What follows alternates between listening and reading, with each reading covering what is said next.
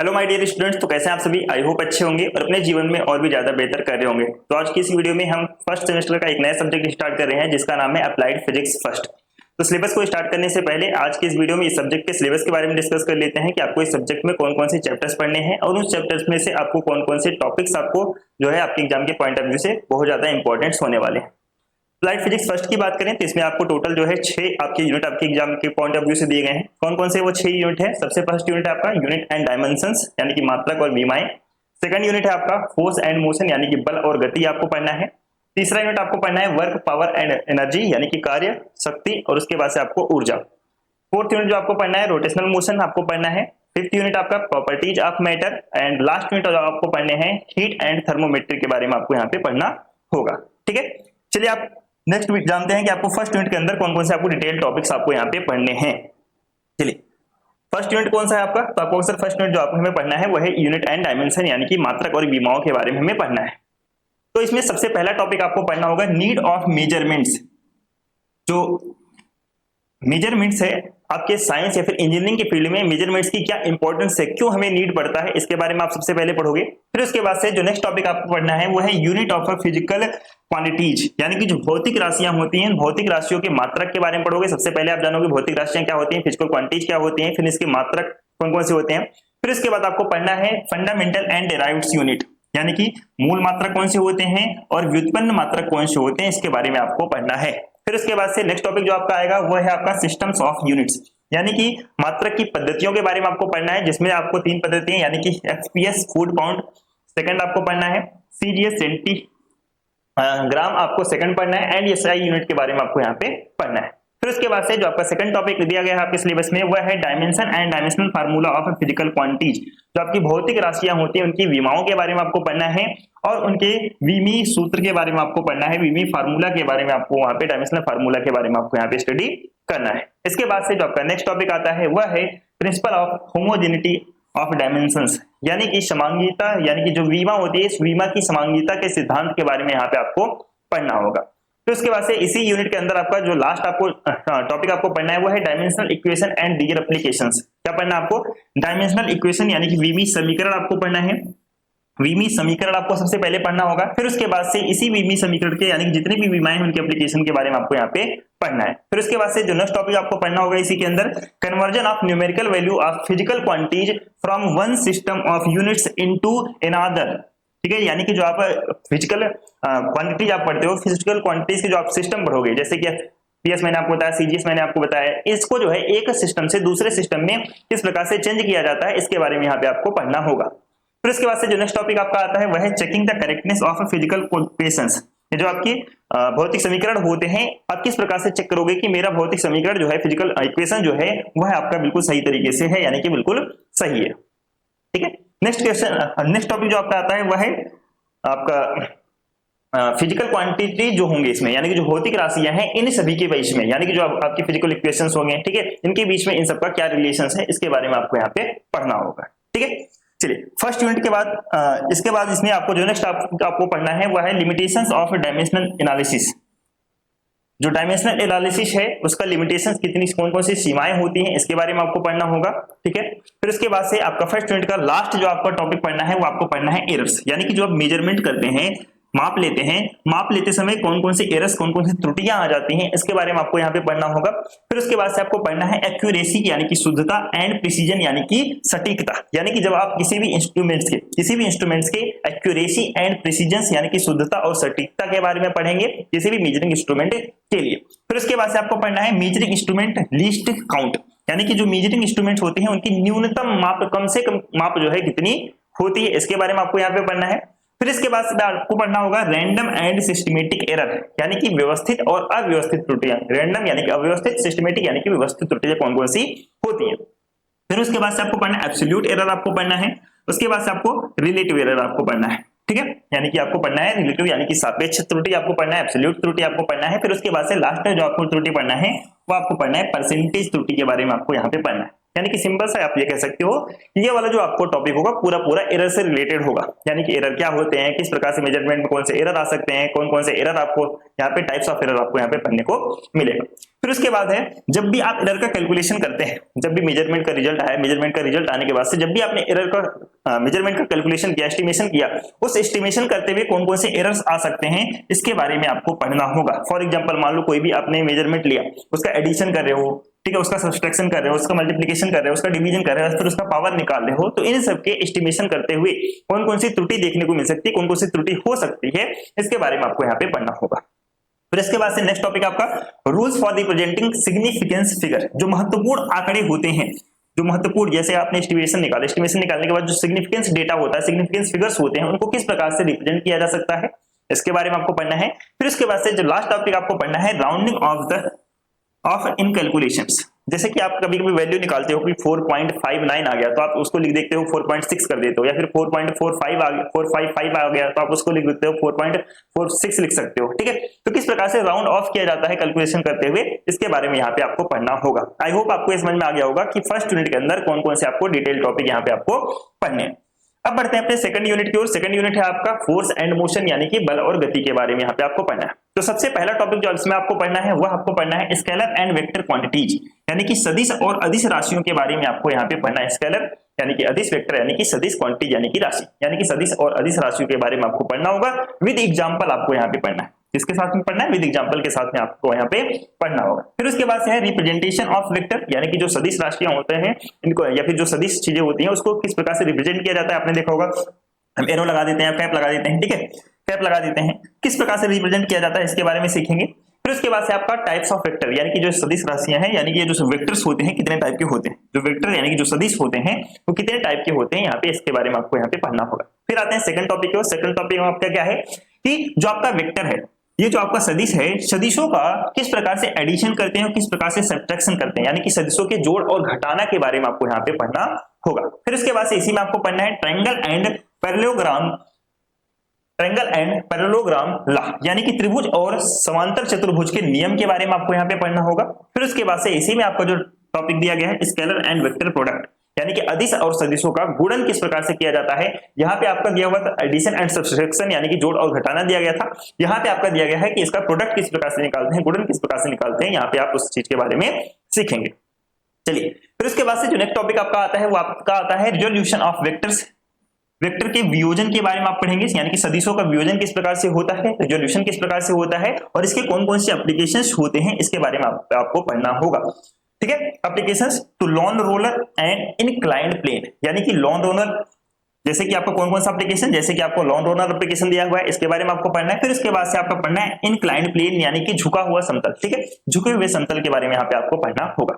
फिर उसके बाद से जो नेक्स्ट टॉपिक आपका फोर्स क्या होता है, बल क्या है, मोमेंटम क्या है, संवेग क्या है, statement and derivations of conservation of linear momentum, यानी कि जो रेखीय आपका संवेग है उस रेखीय संवेग के सिद्धांत को आपको कंजर्वेशन यानी कि संरक्षण के बारे में आपको पढ़ना है। सिर्फ इसके स्टेटमेंट को ही नहीं पढ़ना, यहाँ पे आपको इसके डेरिवेशंस को भी आपको करना होगा, ठीक है। फिर उसके बाद से इन सभी के, यानी कि फोर्स क्या है, मोमेंटम क्या है, इसके एप्लीकेशंस को भी आपको यहाँ पे पढ़ना होगा। फॉर एग्जांपल जैसे कि यहाँ पे दिया हुआ है रिकॉइल ऑफ गन, ठीक है, फॉर एग्जांपल जैसे दिया गया है रिकॉइल ऑफ गन क्या होता है, इसके बारे में यहाँ पे आपको डिस्कशन करना होगा। तो इसके बाद से नेक्स्ट टॉपिक आपका इंपल्स क्या होता है, आवेग क्या होता है और आवेग के कौन कौन से एप्लीकेशंस होते हैं, ये चीज यहाँ पे आपको पढ़ना है। इसी में आपका नेक्स्ट जो टॉपिक दिया गया है वह आपका सर्कुलर मोशन, यानी कि वृत्तीय गति के बारे में आपको पढ़ना होगा। वृत्तीय गति में भी आपको पढ़ना है uniform and non uniform motion, यानी कि एक समान वृत्तीय गति और असमान वृत्तीय गति कौन कौन से होते हैं।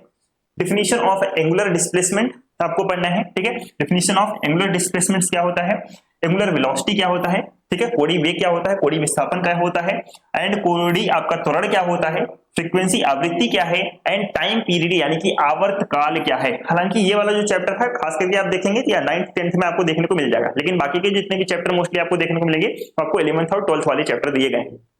फिर उसके बाद से आपका दिया गया है relation between linear and angular velocity, यानी कि जो आपका रेखीय आपका वेग होता है और जो आपका कोणीय वेग होता है उनके बीच में क्या रिलेशंस होते हैं, क्या संबंध होते हैं, इसके बारे में यहाँ पे आपको पढ़ना होगा। फिर उसके बाद से आपका है linear acceleration and angular acceleration, यानी कि जो आपका रेखीय त्वरण है और उसके बाद से आपका एंगुलर त्वरण है, इन दोनों के बीच में कौन कौन से आपके संबंध होंगे, इसके बारे में आपको पढ़ना होगा। और इसके साथ साथ आपको न्यूमेरिकल भी लगाने होंगे। यहाँ पे लिखा हुआ है रिलेटेड न्यूमेरिकल, यानी कि इन सभी से रिलेटेड न्यूमेरिकल भी आपको एग्जाम में देखने को मिल सकता है, इसके बारे में भी यहाँ पे आपको पढ़ना होगा। क्लियर। चलिए नेक्स्ट टॉपिक है आपका सेंट्रल फोर्स, सेंट्रल फोर्स में आपको क्या पढ़ना है, जैसे कि सेंट्रल फोर्स आपको पढ़ना है expression and applications of centripetal and centrifugal forces, यानी कि जैसे आपने पढ़ा होगा अपकेंद्री बल और अभिकेंद्री बल, ठीक है, अपकेंद्र बल और अभिकेंद्री बल के आपको एग्जांपल के साथ साथ में आपको सब कुछ पढ़ना होगा। एग्जांपल पढ़ना है, जैसे कि आपको एग्जांपल दिया गया है बैंकिंग ऑफ रोड्स। आपने देखा हाईवे, देखा आपने हाईवे देखा होगा, तो जो हाईवे होते हैं कुछ इस प्रकार से झुके हुए बनाए जाते हैं, ठीक है, किस प्रकार से झुके हुए क्यों बनाए जाते हैं इसके बारे में आपको पढ़ना होगा। या फिर एक एग्जांपल और दिया गया है बेंडिंग ऑफ साइक्लिस्ट, जो साइक्लिस्ट होते हैं जैसे कि कोई घुमावदार मोड़ आ गया तो जैसे वो घूमता है तो क्या करता है अपने आप को उस घुमावदार मोड़ की तरफ जो है झुक जाता है, तो क्यों झुकता है इसके बारे में भी हम जो है डिटेल वीडियो में समझेंगे। नेक्स्ट टॉपिक जो आपका दिया गया है वो दिया गया है आपका ग्रेविटेशनल फोर्स, यानी कि गुरुत्वीय बल क्या होता है, Kepler's law of planetary motion, यानी कि ग्रह संबंधी केपलर के कौन कौन से नियम है, कितने नियम बताए केपलर ने, इसके बारे में यहाँ पे आपको पढ़ना होगा। फिर उसके बाद से जो नेक्स्ट एंड लास्ट टॉपिक है आपका सेकंड यूनिट का वो है एक्सीलरेशन ड्यू टू ग्रेविटी, यानी कि गुरुत्वीय त्वरण आपको पढ़ना है। और गुरुत्वीय त्वरण के साथ साथ जैसे कि आप मान लो पृथ्वी की सतह से हो, पृथ्वी की सतह से ऊपर जाते हो, पृथ्वी की सतह से नीचे जाते हो, तो उस पर जो है किस प्रकार से गुरुत्वीय त्वरण जो है चेंज होता रहता है डेप्थ में जाने पर और हाइट में जाने पर, किस प्रकार से पृथ्वी की सतह से डेप्थ में जाओ, पृथ्वी की सतह से हाइट पे जाओ तो किस प्रकार से आपका गुरुत्वीय त्वरण चेंज होता है, इसके बारे में यहाँ पे आपको पढ़ना होगा। ये तो आपका सेकंड यूनिट था। आई होप आपको समझ में आ गया होगा कि सेकंड यूनिट में आपको कौन कौन सी चीजें पढ़नी है। नेक्स्ट आते हैं थर्ड यूनिट। थर्ड यूनिट में आपको पढ़ना है वर्क, पावर एंड एनर्जी, ठीक है। वर्क में क्या क्या चीजें पढ़ना है, सबसे पहले आप पढ़ोगे वर्क क्या होता है, कार्य क्या होता है, कार्य का मात्रक कौन कौन सा होता है और इसके एग्जाम्पल भी आपको पढ़ना है, ठीक है, इन सभी के एग्जाम्पल। अब मान लो कभी कभी ऐसा होता है कि आपको लगता है कि मैंने कार्य किया, बट फिजिक्स की लैंग्वेज में कहा जाता है कि आपने कुछ भी कार्य नहीं किया, आपने जीरो वर्क किया। तो ऐसा कब होता है जब आपको लगेगा कि हमने कार्य किया है, बट आप फिजिक्स की लैंग्वेज में हम कहेंगे कि आपने जो है कार्य बिल्कुल नहीं किया है, जीरो वर्क किया है। इसके एग्जाम्पल को समझेंगे। फिर उसके बाद है आपका positive work and negative work, यानी कि आपने बोला कि आपने कार्य किया, ठीक है, अगर आपने एक्चुअल में कार्य किया तो आपका पॉजिटिव वर्क हो जाएगा। लेकिन अगर मैं कहूं कि आपने पॉजिटिव वर्क ना करके नेगेटिव वर्क किया आपने, यानी कि कार्य करने के बजाय आप उस कार्य को बढ़ा दिया आपने, ठीक है, तो मैं क्या कहूंगा कि आपने कार्य जो है नेगेटिव में किया है, यानी कि आप काम तो मेरे आया नहीं, काम उल्टा और ज्यादा मेरे लिए बढ़ा दिया, ठीक है। तो कब होता है ये सारी चीजें, जीरो वर्क कब होगा, पॉजिटिव वर्क कब होगा, नेगेटिव वर्क कब होगा, हम वीडियो में बहुत ही अच्छे से तरीके से डिस्कस करेंगे। फिर इसके बाद से आपका है फ्रिक्शन। फ्रिक्शन यानी कि घर्षण। घर्षण क्या होता है इसके बारे में आपको पढ़ना है, घर्षण के मॉडर्न कॉन्सेप्ट को समझना है, घर्षण कितने टाइप के होते हैं इसके बारे में आपको पढ़ना होगा। लॉ ऑफ लिमिटिंग फ्रिक्शन, यानी कि कौन कौन से ऐसे नियम है जो फ्रिक्शन को सीमित कर देते हैं, इसके बारे में आपको पढ़ना होगा। कोफिशिएंट ऑफ फ्रिक्शन, फ्रिक्शन के गुणांक कौन से होते हैं, फ्रिक्शन के गुणांक आपको पढ़ना है, ठीक है। Reducing friction and it's engineering applications, friction को किस प्रकार से रिड्यूस किया जा सकता है, घटाया जा सकता है, और इस फ्रिक्शन के कौन कौन से इंजीनियरिंग लाइफ में एप्लीकेशंस होते हैं, इस सभी चीजों के बारे में यहाँ पे आपको पढ़ना है। यानी कि सबसे पहले वर्क के बारे में सब कुछ पढ़ना है, फ्रिक्शन यानी कि घर्षण के बारे में भी सब कुछ दिया हुआ है, सब कुछ आपको घर्षण के बारे में भी यहाँ पे आपको पढ़ना होगा। फिर उसके बाद से है work done in moving an object on horizontal and inclined plane for rough and plane surface with its applications. मान के चलो कोई ऑब्जेक्ट दिया गया, ऑब्जेक्ट आपका प्लेन हो सकता है या फिर आपका रफ सरफेस है, कोई आपका जो ऑब्जेक्ट है यानी कि कोई एक वस्तु है, वस्तु जो आपका खुरदुरी सतह पे है या फिर आपका जो है समतल सतह पे है, ठीक है, समतल सतह पे वो ऑब्जेक्ट है, कैसा है, मूव कर रहा है, कैसा है, मूव कर रहा है, जिसके बारे में आपको पढ़ना होगा कि खुरदुरी सतह और समतल सतह पर एक घूमते हुए यानी कि मूव करते हुए ऑब्जेक्ट पर किया गया कार्य, ठीक है, ऑब्जेक्ट पर किया गया कार्य के बारे में आपको पढ़ना होगा कि अगर घूमती हुई सतह पर, सॉरी इंक्लाइंड सतह पर या फिर कह सकते हैं कि रफ सतह पर, समतल सतह पर जो है किसी भी घूमते हुए ऑब्जेक्ट पर या मूविंग ऑब्जेक्ट द्वारा कौन कौन से किया गया कार्य होता है, उसने कार्य किया या नहीं किया, इसके बारे में यहाँ पे आपको पढ़ना होगा। एप्लीकेशन भी आपको यहाँ पे पढ़ने हैं। फिर इसके बाद से नेक्स्ट टॉपिक आपका एनर्जी एंड इट्स यूनिट, यानी कि ऊर्जा क्या होता है, ऊर्जा का मात्रक कौन कौन सा होता है, काइनेटिक एनर्जी कौन सा है, ठीक है, गतिज ऊर्जा कौन सा है, gravitational and gravitational potential energy कौन कौन सा क्या है, with examples and in their derivations. यानी कि देखो यहाँ पे सिर्फ आपको एनर्जी ही नहीं पढ़ना, एनर्जी के साथ साथ जो काइनेटिक एनर्जी है उसका डेरिवेशन आपको पढ़ना है, ग्रेविटेशनल यानी कि गुरुत्वीय आपको पोटेंशियल एनर्जी, जो गुरुत्वीय पोटेंशियल एनर्जी है उसको आपको पढ़ना होगा। इन सबके एग्जांपल के साथ साथ आपको यहाँ पे इसके डेरिवेशंस भी करने होंगे, इन सबके फार्मूले भी आपको निकालने होंगे डेरिवेशंस के साथ में, ठीक है। चलिए इसके बाद से जो नेक्स्ट टॉपिक आपको दिया गया है वो दिया गया है मैकेनिकल एनर्जी, यानी कि यांत्रिक ऊर्जा क्या होता है, ठीक है, यांत्रिक ऊर्जा क्या होता है। फिर इसके बाद से इसी में आपका दिया गया है principle of conservation of mechanical energy for freely falling bodies, यानी कि मुक्त रूप से गिरते हुए पिंड का, मुक्त रूप से गिरते हुए बॉडी के लिए जो यांत्रिक ऊर्जा होता है उस यांत्रिक ऊर्जा के संरक्षण के बारे सिद्धांत के बारे में आपको यहाँ पे पढ़ना है।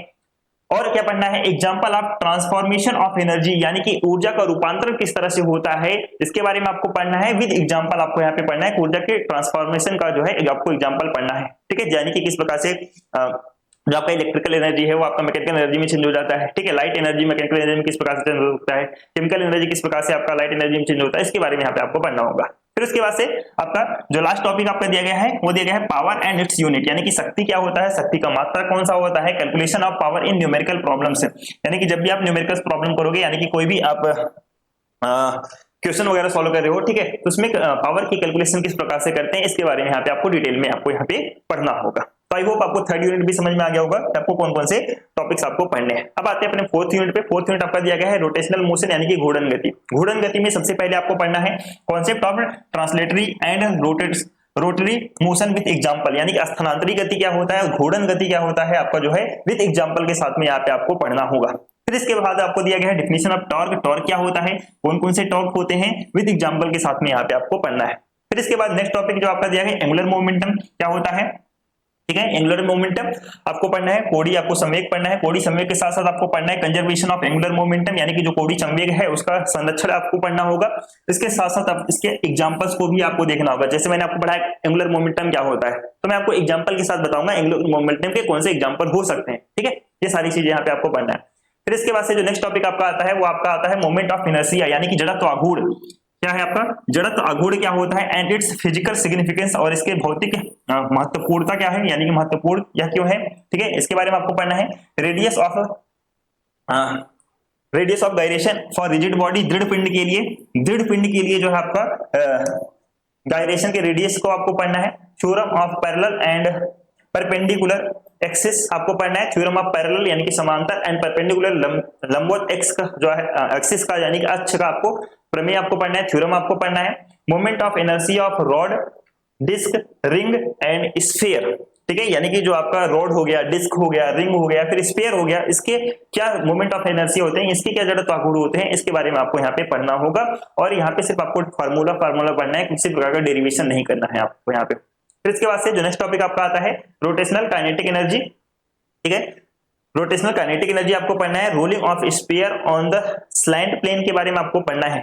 फिर उसके बाद से जो नेक्स्ट टॉपिक आपका आता है comparison of linear motion and rotational motion, यानी कि जो लीनियर मोशन होता है यानी कि रेखीय गति होता है और जो आपका घूर्णन गति होता है, इसके बीच में कंपैरिजन, इन दोनों के बीच में क्या आपका तुलना किस प्रकार से करना है, क्या डिफरेंस होता है इनके बीच में, इस चीज को यहाँ पे आपको पढ़ना होगा, ठीक है।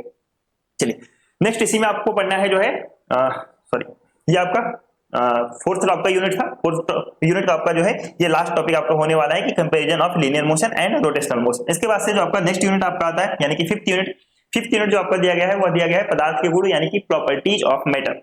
प्रॉपर्टीज ऑफ मैटर में सबसे पहला पदार्थ का गुण जैसे कि यहाँ पे दिया गया इलास्टिसिटी, यानी कि प्रत्यास्था के बारे में आपको यहाँ पे पढ़ना है। जैसे कि definition of stress and strain, यानी कि प्रतिबल और विकृति का डिफिनेशन आपको पढ़ना है। फिर उसके बाद से आपको पढ़ना है different types of moduli of elasticity, यानी कि जो आपकी प्रत्यास्था होती है, प्रत्यास्था के क्या आपके गुणांक होते हैं उसके बारे में आपको पढ़ना है।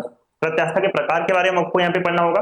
हुक्स का लॉ क्या है ये आपको पढ़ना है। Significance of stress strain curve, यानी कि जो प्रतिबल विकृति कर्व होता है, प्रतिबल विकृति आरेख होता है, उसके क्या महत्व सिग्निफिकेंस है कि उसके क्या महत्व है, इसके बारे में यहाँ पे आपको पढ़ना है। फिर इसके बाद से जो आपका सेकंड प्रॉपर्टीज होता है वो दाब के बारे में आपको पढ़ना है, यानी कि प्रेशर क्या होता है, प्रेशर का मात्रा क्या है, एटमॉस्फेरिक प्रेशर यानी कि वायुमंडलीय दाब क्या होता है, गेज प्रेशर क्या होता है, एब्सोल्यूट यानी कि प्रेशर यानी कि परम दाब क्या होता है, 14 बैरोमीटर आपको पढ़ना होगा। फिर उसके बाद से इसमें आपको सबका एप्लीकेशंस यहाँ पे आपको पढ़ना है। फिर इसके बाद से जो नेक्स्ट आपका टॉपिक दिया गया है वो आपका दिया गया सरफेस टेंशन, यानी कि पृष्ठ तनाव।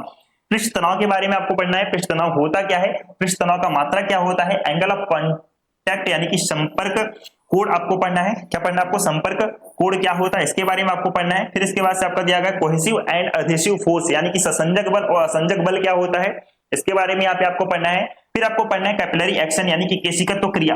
केशिकत्व क्रिया एसेंट फार्मूला, यानी कि केशिकत्व क्रिया जो होती है उसके एसेंट फार्मूला को आपको पढ़ना है। यानी कि आपने देखा होगा जो केशिकत्व होता है, हम कहते हैं कि मान लो आपने दिया और बाती आप एग्जांपल ले लेते हैं, या फिर लालटेन जो होता है उसका एग्जांपल लेते हैं कि जो बाती रहता है, बाती जो रहता है उसके ऊपर जो है जो तेल रहता है खुद ही खिंचा हुआ चला आता है, ठीक है।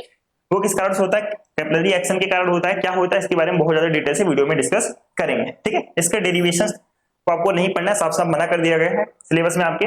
एप्लीकेशन ऑफ सरफेस टेंशन, जो पृष्ठ तनाव होता है इसके एप्लीकेशंस कौन कौन से हैं, जैसे मैंने आपको बताया ना लालटेन वगैरह, ठीक है। या फिर हम कह सकते हैं कि जो कृषि होती है, कृषि होते में जो क्या कर दिया जाता है, छेद को जोत दिया जाता है, ठीक है, उसके बारे में यह सारे एप्लीकेशन हो जाते हैं। इसी एप्लीकेशन के बारे में यहाँ पे आपको पढ़ना है। Effect of temperature and impurity of on surface tension, जो आपका पृष्ठ तनाव है, पृष्ठ तनाव पर तापमान और इम्प्योरिटी यानी कि अशुद्धता का क्या इफेक्ट पड़ता है, क्या प्रभाव पड़ता है, इसके बारे में यहाँ पे आपको डिस्कस करना होगा। जो आपका पृष्ठ तनाव है, उस पृष्ठ तनाव पर तापमान और अशुद्धता का क्या इफेक्ट पड़ता है, क्या प्रभाव पड़ता है, इसके बारे में यहाँ पे आपको पढ़ना होगा।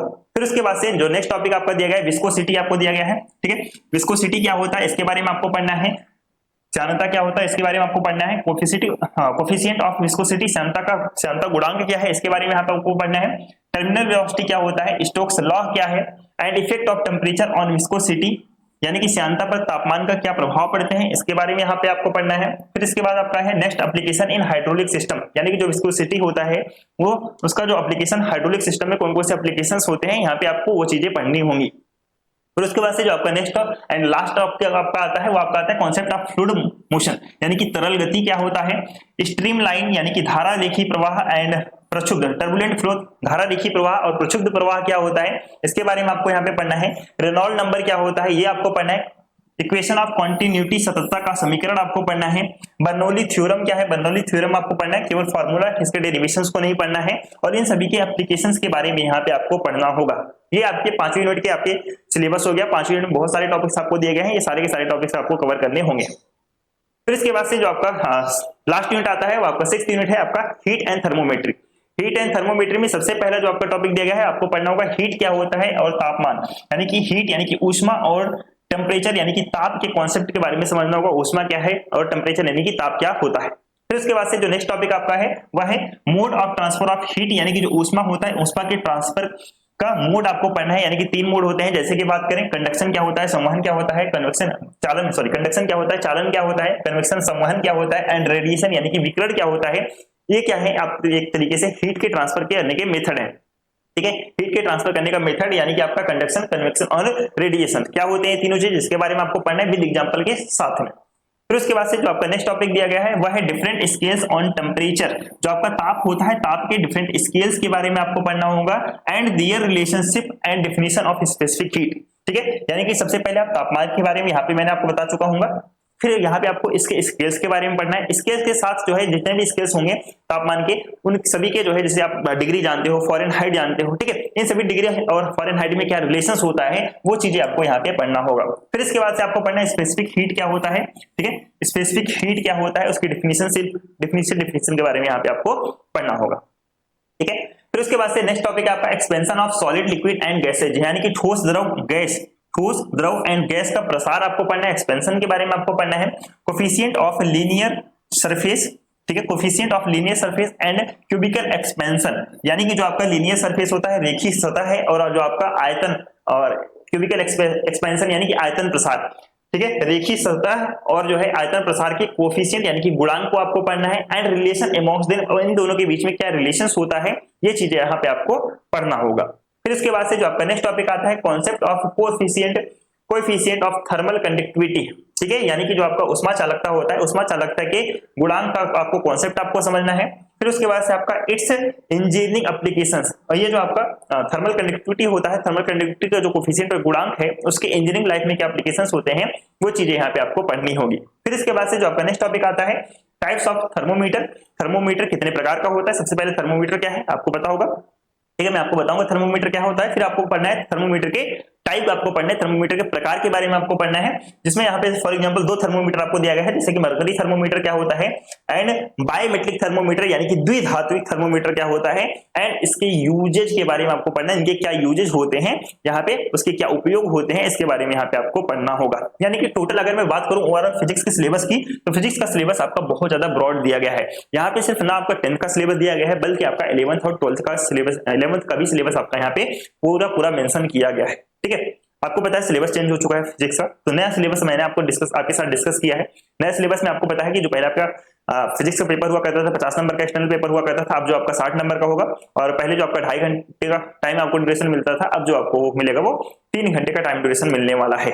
तो ये ओवरऑल आपका फिजिक्स का सिलेबस था जो कि बहुत ज्यादा ब्रॉड दिया गया है। कोशिश करूंगा आपको जल्द से जल्द इसमें ऐसे कंप्लीट करा दूं, वो भी बिल्कुल अच्छे से आपको एक्सप्लेनेशन के साथ में। तो आज के लिए इतना ही। आई होप, उम्मीद करता हूं कि जो आपका सिलेबस है आपको पूरी तरीके से अच्छे से समझ में आ गया होगा कि कौन कौन से आपको डिटेल टॉपिक्स इसके अंदर आपको पढ़ने हैं। अगर वीडियो अच्छी लगी हो तो वीडियो को लाइक करें, अपने सभी फ्रेंड्स के साथ में शेयर करें, और वीडियो कैसी लगी कमेंट करके आप बता सकते हैं। कोई भी डाउट हो तो आप कमेंट करके आप मुझसे पूछ सकते हैं। बाकी याद, ये हमारे चैनल पे आप नए हैं तो चैनल को सब्सक्राइब करना बिल्कुल भी ना भूलें। तो चलिए मिलते हैं इसके फर्स्ट लेक्चर के साथ में, तब तक के लिए tata bye bye, thank you so much.